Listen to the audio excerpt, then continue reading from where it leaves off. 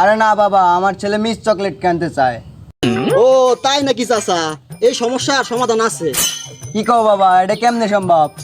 তাহলে কাকা শোনে।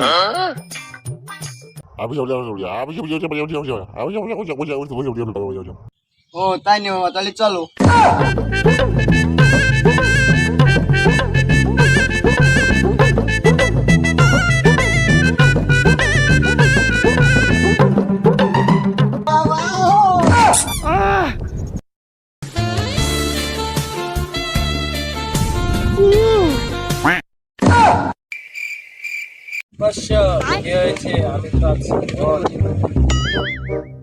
আমার সমস্যা সমাধান করো বাবা।